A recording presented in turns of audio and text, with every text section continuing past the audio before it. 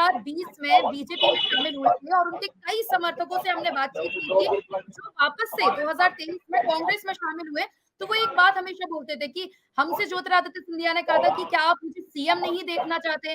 क्या आप सीएम पद पर मुझे देखना नहीं चाहते तो आप आइए मेरे साथ। और उसी बात को लेकर उनके काफ़ी समर्थक बीजेपी में शामिल हुए थे।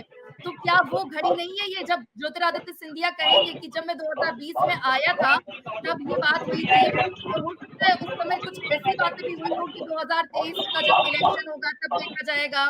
अब जो है बहुमत के साथ सरकार आ गई है तो ये बात भी तो ये सवाल भी खड़ा होगा। देखिए अंजलि जी, राजनीति है, राजनीति में सब कुछ संभव है। क्योंकि अब ज्योतिरादित्य सिंधिया के नाम की जब चर्चा चल निकली है तो ऐसी संभावना से इनकार नहीं किया जा सकता कि अगर आला कमान उन्हें मुख्यमंत्री बनाना चाहेगा तो वो मना करें, क्योंकि इतना बड़ा पद मध्य प्रदेश के एक मुखिया का पद मिलना शायद ही एक अलग ही बात रहेगी। ऐसे में चूंकि अगर ज्योतिरादित्य सिंधिया का नाम आगे किया जाता है, क्योंकि प्रधानमंत्री नरेंद्र मोदी जब उनके स्कूल में निजी तौर पर कार्यक्रम में आए थे तब उन्होंने उनको अपना दामाद कहा था, गुजरात का दामाद कहा था एक तरह से। तभी ये संभावना ऐसी जताई जा रही थी कि मुख्यमंत्री पद के काफी पहले दावेदार वो हो सकते हैं। ऐसे में अब चूंकि संभावना से नहीं इनकार किया जा सकता। हमारे साथ एक वरिष्ठ पत्रकार ग्वालियर से कर्ण मिश्रा भी जुड़े हुए हैं। हम इनसे जानने का प्रयास करेंगे कि आखिर क्या कहती हैं ज्योतिरादित्य सिंधिया के मुख्यमंत्री बनने की संभावना है। देखिए, यूं तो भारतीय जनता पार्टी में सीएम फेस के कई दावेदार हैं, लेकिन सबसे ज्यादा प्रबल दावेदारी जो है वो सीएम शिवराज की ही बनती है कायदे से, क्योंकि उनके जरिए मध्य प्रदेश के अंदर जो प्रचंड बहुमत हासिल हुआ है भारतीय जनता पार्टी को, लिहाजा वो सबसे पहले प्रबल दावेदार हैं। दूसरी मुख्य बात यह है कि पांव पांव वाले भैया कहे जाने वाले शिवराज भैया के जरिए लाडली बहना योजना की एक मजबूती से योजना से जो भारतीय जनता पार्टी को एक मुकाम हासिल हुआ है वो भी काफी मजबूत रहा है। तो साफ तौर पर 5वीं बार सीएम का तमगा मिलना तो आने वाले 2024 में उसका भारतीय जनता पार्टी फायदा उठाने की कोशिश करेगी। अब दूसरी बात ये आती है कि उनके अलावा कई नाम ऐसे भी हैं जिसमें बीडी शर्मा जी का भी नाम है, ज्योतिरादित्य सिंधिया जी का भी नाम है, केंद्रीय मंत्री नरेंद्र सिंह तोमर जी का भी नाम है।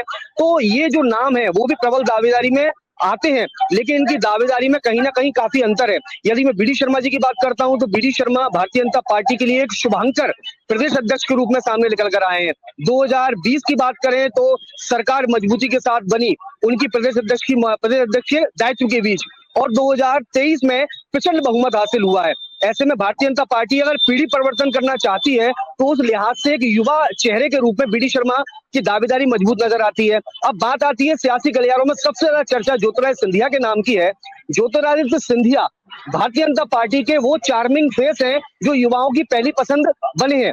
आप 2018 में देखेंगे तो कांग्रेस के 15 साल के वनवास को खत्म कराने में ज्योतिरादित्य सिंधिया का महत्वपूर्ण भूमिका रही थी, और जब उनके चेहरे को सामने लाकर कांग्रेस ने उनको सीएम फेस नहीं बनाया, उसके बाद प्रदेश अध्यक्ष की दावेदारी में उनको दरकिनार किया गया। इसके बाद जब राज्यसभा सीट को लेकर चर्चा हुई तो एक सीट महज कांग्रेस के पास थी। ऐसे में उनकी राज्यसभा की दावेदारी को भी कांग्रेस ने खत्म किया था, और इसके साथ ही ग्वालियर चंबल अंचल के साथ ये आरोप लगे थे ज्योतिरादित्य सिंधिया की तरफ से और उनके साथ भारतीय जनता पार्टी ज्वाइन करने वाले समर्थकों के जरिए कि अंचल के साथ सौतेला व्यवहार हुआ। ऐसे में उन्होंने भारतीय जनता पार्टी ज्वाइन करी और कांग्रेस की सरकार को गिराया था। और एक बार फिर चौथी बार मध्य प्रदेश के अंदर भारतीय जनता पार्टी की सरकार बनाने में उन्होंने महत्वपूर्ण भूमिका अदा करी थी। और इस बार हम देखते हैं कि 2018 में 7 सीटें भारतीय जनता पार्टी के पास थी, लेकिन इस बार ज्योतिरादित्य सिंधिया भारतीय जनता पार्टी के साथ खड़े रहे और इस बार रिकॉर्ड 18 सीटें जो है वो भारतीय जनता पार्टी को हासिल हुई हैं।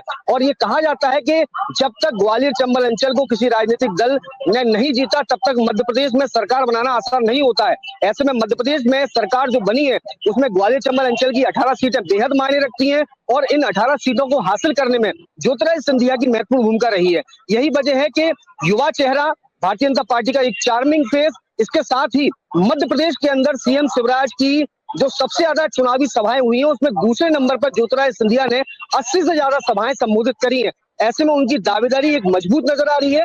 हालांकि Bharatiya Janata party cadre based party है, उनकी जो पार्लियामेंट्री बोर्ड होता है वो तमाम चीजों पर मंथन करता है और उस मंथन के बाद आखिरी निष्कर्ष लगाता है।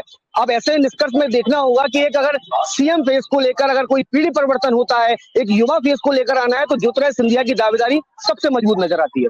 तो देखिए अंजलि, एक युवा फेस की अगर बात करेंगे तो आपने सुना कि ज्योतिरादित्य सिंधिया की जो दावेदारी है वो काफी मजबूत नजर आ रही है। जी बिल्कुल, युवा फेस की अगर बात की जाए तो ज्योतिरादित्य सिंधिया की ज़रूर मजबूत दावेदारी है, लेकिन जिस तरह से हम देखते हैं आमिर आपको क्या लगता है जिस तरह से जो पक्ष इन्होंने दिया है एक नया एंगल कि युवा फेस जो है क्योंकि